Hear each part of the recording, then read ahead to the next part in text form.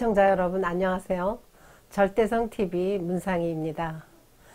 양성평등이 아닌 성평등을 주장하는 자들은 자연적으로 태어나는 생물학적인 남자, 여자 성별 정체성을 파괴시키고 사회학적 제3의 성, 수십 가지의 종류의 젠더를 마음대로 선택해서 결정하는 것이 바로 인권이고 자유고 평등, 다양성이라고 주장하고 있습니다.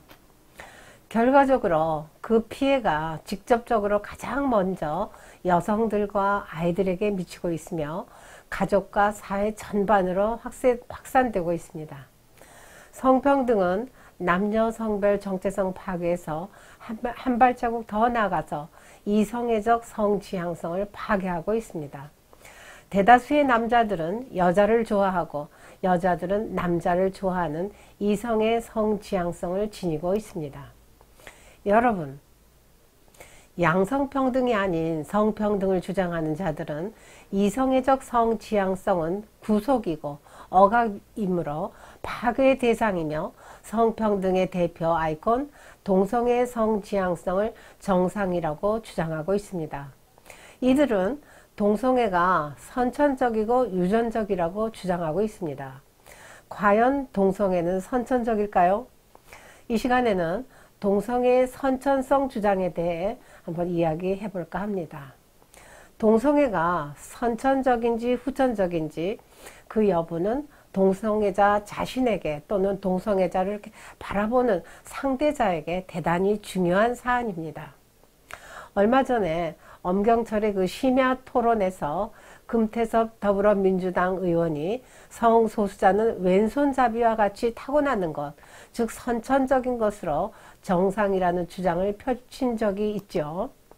만일 동성애가 선천적이라면 동성애자 자신은 동성애에서 벗어나려고 애쓸 필요 없고 그대로 그냥 인정하고 살면 됩니다.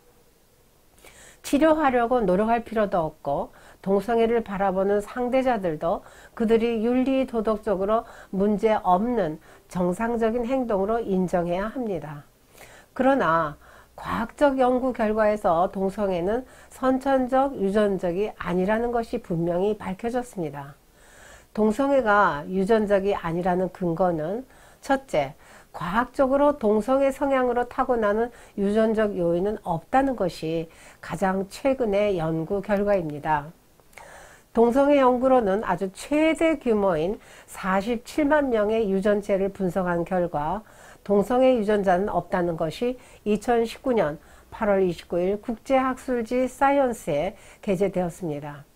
미국 매사추세츠 종합병원과 하버드대, 영국 캠브리지대 국제공동연구팀은 영국과 미국에서 동성 간 성관계를 맺은 적이 있다고 응답한 남성과 여성 47만 7,522명의 유전자를 조사한 결과 동성애와 관련된 특이 유전자는 발견되지 않았다고 밝혔습니다. 유니버시티 런던 칼리지 명예교수 데이비드 커티스는 이번 연구는 게이 유전자가 없다는 것을 극명히 보여주었다고 말했습니다. 동성애가 선천적이지 않은데도 불구하고 사람들이 그렇게 믿게 된 이유가 무엇일까요? 1993년에 동성애자인 해머는 동성애가 X염색체 위에 XQ28이라는 유전자 집단 존재와 상관관계가 있다고 사이언스지에 발표하자 서구 언론은 동성애 유전자를 발견했다고 아주 대서특필했습니다. 그래서 미국 시민들 대다수가 동성애는 선천적이라고 믿게 되었습니다. 그런데 6년 후 1999년에 라이스 외 연구자들은 XQ28 유전자 집단에 존재하는 유전자를 조사한 결과 XQ28 존재가 동성애와 아무런 관련이 없었고 그 결과를 사이언스지에 발표했습니다. 이 발표 내용은 크게 보도되지 않았기 때문에 미국 시민들은 번복된 내용을 잘 모르고 있습니다. 2005년에 해머를 포함한 무스탄스키와 라마고파란 연구팀이 더 많은 대상을 조사한 결과 동성애와 유전자는 아무런 상관관계가 없으며 1993년 해머의 연구 결과는 조사 대상 수가 작음으로써 생긴 착오로 추정했습니다. 즉 동성애가 유전적이라고 최초에 주장했던 그 해머가 스스로 동성애는 유전적이 아니라고 번복한 것이죠. 동성애를 유발하는 유전자는 발견된 적이 없었어요. 지금까지 연구 결과를 쭉 추론해 보면 앞으로도 발견될 가능성이 거의 없습니다. 잘못된 연구 결과는 언론에서 다루지 않아서 일반인들이 동성애는 유전이라는 오해를 갖게 만들었습니다. 둘째, 일란성 쌍둥이 연구를 통해 동성애가 유전적이 아님을 알 수 있습니다. 유럽에는 약 60만 명의 쌍둥이 기록이 있고 호주에는 약 2만 5천 명의 쌍둥이 기록이 있습니다. 2000년에 호주의 기록을 이용하여 남성에 대해서 조사한 결과 일란성 쌍둥이의 동성애 일치율은 11.1%이며 같은 성을 가진 이란성 쌍둥이의 동성애 일치율은 0%였습니다. 일란성 쌍둥이는 동일한 유전자를 가지고 있으며 자궁 안에서 같은 생물학적 영향을 받고 자랍니다. 일란성 쌍둥이는 같은 부모의 양육과 교육 환경에서 자라기 때문에 동일한 후천적 영향을 받았으며 서로에게 긴밀한 영향을 서로 주고 자라기 때문에 한 사람이 먼저 동성애자가 되면 직간접적으로 영향을 주어서 다른 상대 쌍둥이도 동성애자가 될 수 있습니다. 동일한 유전자와 동일한 선천적, 후천적 영향을 받은 일란성 쌍둥이 일치율이 11%라는 결과는 유전적, 선천적, 후천적인 영향을 모두 합치더라도 동성애자가 되는데 아주 작은 효과라는 것을 의미합니다. 쌍둥이 가운데 한 명만 동성애자가 되는 영향은 무엇일까요? 그것은 쌍둥이가 서로 공유하지 않은 개별적 경험 때문입니다. 쌍둥이가 똑같은 사건을 경험하지만 그 사건을 각기 다른 시각에서 인지하고 같은 부모의 양육과 그렇게 교육을 받지만 그것을 다르게 해석할 수 있습니다. 또한 쌍둥이 중 한 명만 따로 다른 경험을 할 수 있습니다. 우연히 동성애 포르노를 본다거나 또는 친구로부터 동성애 유혹을 받을 수 있습니다. 성 경험은 은밀하게 진행되기 때문에 아주 강력한 인상을 줍니다. 우리의 두뇌는 특이한 것에 대해서 강력한 인상을 받고 영속적인 기억을 하게 됩니다. 서로 공유하지 않은 개별적 경험이 동성애자를 만드는 결과를 낳는다고 볼 수 있습니다. 유전자에 의해서 남자아이의 몸이 너무 빈약한다든지 또는 여자아이가 너무 남성적인 몸을 갖게 되면 동성애자가 되도록 하는 간접적인 영향이 될 수도 있습니다. 그러나 유전자에 의해서 동성애자가 결정되는 것은 아닙니다. 즉 동성애 유전자는 없습니다. 이성의 성지향성에 따른 결혼과 가족관계는 우주의 보편적 법칙에 순응하는 아주 자연스러운 행동이고 전통입니다. 여자에게 절대 필요한 것은 남자이고 남자에게 절대 필요한 것은 여자입니다. 여자의 선유 조건은 남자이고 남자의 선유 조건은 여자이기 때문입니다. 우주의 모든 존재는 쌍쌍제도로 이루어져 있습니다. 그래서 동성애자들 역시 성행동을 할 때 둘 관계에서 한 사람은 남자 역할, 상대는 여자 역할을 서로 엇바꿔 하고 있습니다. 생물학적으로 여자로 태어난 사람이 사회학적 젠더로 남자 구실을 하는 것과 또는 생물학적으로 남자로 태어난 사람이 사회학적 젠더로 여자 구실을 하는 것은 한계가 있습니다.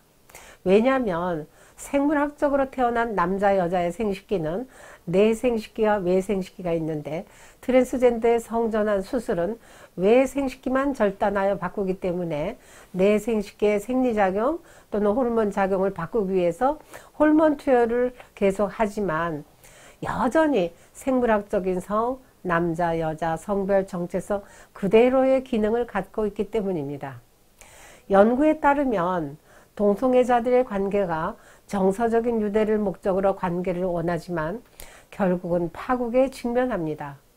많은 동성애자들은 지속적이지 못하고 파트너를 쉽게 바꾸는 경향이 큽니다. 왜 그럴까요? 누구든지 진정한 사랑을 만나면 변하지 않고 지속적인 사랑을 원합니다. 그것이 사랑의 속성이기 때문입니다. 그런데 동성애 파트너 관계가 지속성이 어렵다는 의미는 생물학적 성 정체성과 사회학적 성 지향성이 일치하지 않기 때문입니다. 다시 말해서 우주의 보편적 법칙인 자연 법칙과 가치 법칙에서 벗어나 사랑의 속성과 상관없는 육체적 쾌락적 성행동을 추구하기 때문이지요.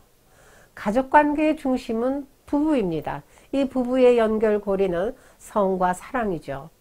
모든 인류는 한 남자와 한 여자의 성과 사랑의 관계에서 태어납니다. 동성애자들도 자신들의 어머니 난자와 아버지의 정자가 배란돼서 어머니 자궁으로부터 태어났습니다. 그것이 전통적으로 자연스러운 생물학적 관계입니다. 가정은 생물학적 관계가 사랑을 중심하고 자연스럽게 사회학적 관계로 성장하는 인간의 사회화를 배우는 장소입니다. 가정은 자녀, 형제, 자매, 부부, 부모가 함께 거주하며 안식하고 휴식하면서 사랑을 나누고 자신의 정체성을 형성해 나가는 아주 가장 평화로운 그런 안식처입니다. 인간은 가정에서 4가지 사랑의 영역에서 그 영역의 사랑을 주고받으며 경험하면서 온전히 인격체로 성장하게 되어 있습니다. 인간은 자녀로 태어나서 부모에게 효를 하며 형제자매가 서로 사랑을 나눕니다. 나아가 미래의 배우자를 만날 준비 과정을 거쳐서 남자와 여자가 서로 사랑하여 결혼을 하고 또 자녀를 낳아서 부모가 됩니다. 이러한 일련의 사랑을 중심하고 가족관계는 평등관계를 이루면서 원만하고 성숙되어 가는 사랑의 성장 과정을 거치면서 사랑이 무르익어가게 됩니다. 가족관계에서 평등관계에 대해 한번 예를 들어봅시다. 아기가 엄마 젖을 먹는 것은 사실상 엄마 몸에 빨대를 꽂아놓고 엄마 몸의 영양을 다 뺏어가는 행위지만 엄마는 그것을 아까워하지 않고 오히려 아이에게 더 많이 먹으려고 기뻐서 젖을 먹이고 있습니다. 또는 손자가 할아버지 무릎에 앉아서 수염을 만지고 그래도 할아버지는 좋아서 허허 웃게 됩니다. 이것이 바로 가족관계에서 진정한 사랑과 만족감의 평등관계입니다. 만일 전 단계의 사랑과 만족의 관계에서 결핍되면 그 다음 단계의 사랑과 만족한 관계는 어려움을 겪게 됩니다. 가정 안에서 안전하고 건강한 성 정체성과 성 지향성을 경험하면서 사랑의 단계를 거쳐 성장하는 것이 우주의 보편적 법칙입니다. 가정은 사랑의 학교입니다. 건강한 가족관계에서 사랑을 주고받은 경험이 사회 공동체의 삶으로 확장되는 것입니다. 가정에서 사랑과 만족관계가 결핍될수록 우주의 보편적 법칙에서 일탈하기 쉬워지며 진정한 인권과 자유, 평등, 평화의 관계는 점점 멀어지게 된다는 것을 알 수 있습니다. 사랑과 만족의 가족관계의 중요성을 아무리 강조해도 부족하다고 생각합니다. 시청자 여러분, 시청해 주셔서 감사합니다.